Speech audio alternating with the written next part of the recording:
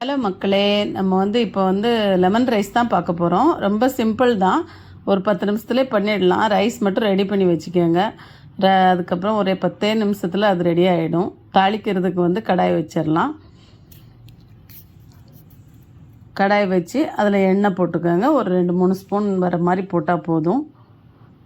அப்புறம் கடுகு, சீரகம்,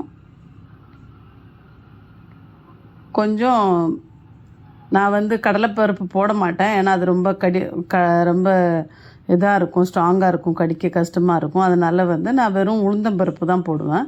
கொஞ்சம் உளுந்தம்பருப்பு போட்டுக்கோங்க. அதுக்கப்புறம் மிளகா, காஞ்ச மிளகா, கருவேப்பிலை இதை போட்டுக்கோங்க. இது கொஞ்சம் வதங்கினதுக்கப்புறம் ரொம்ப தீய விடக்கூடாது. மிளகா கருப்பாயிரும் டக்குன்னு. அதை போட்ட உடனேவே நம்ம அதில் கொஞ்சம் கிண்டி விட்டு மஞ்சத்தூள் போட்டுக்கலாம்.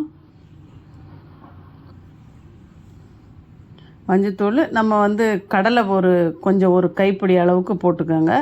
இது நல்லாயிருக்கும். வேணுன்றவங்க போட்டுக்கலாம், வேணான்னா விட்டுறலாம். அது ஒன்றும் கம்பல்சரி கிடையாது. இது போட்டு லைட்டாக வறுத்து விட்டிங்கன்னா அந்த எண்ணெய் சூடுலேயே அது நல்லா வறுப்பட்டுரும். வறுத்ததுக்கப்புறமா கொஞ்சம் மஞ்சத்தூள் போட்டுட்டு நம்ம லெமன் ஒரு 2 லெமன் எடுத்துருக்கோம். அந்த லெமன் சாறு கூட கொஞ்சம் தண்ணி, வெறும் லெமன் சாறு ஊற்றி நம்ம சூடில் ஊற்றினோன்னா லைட்டாக கசப்பு வந்துடும். அதனால் அது கூட கொஞ்சம் தண்ணி சேர்த்து ஊற்றி உப்பு போட்டுக்கோங்க.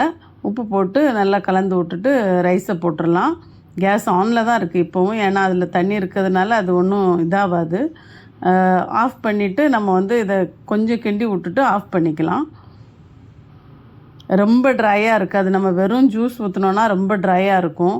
லைட்டாக தண்ணி போட்டிருக்கிறதுனால அது ஒரு ஈரப்பதம் இருக்கும், சாப்பிட்றதுக்கும் நல்லாயிருக்கும்.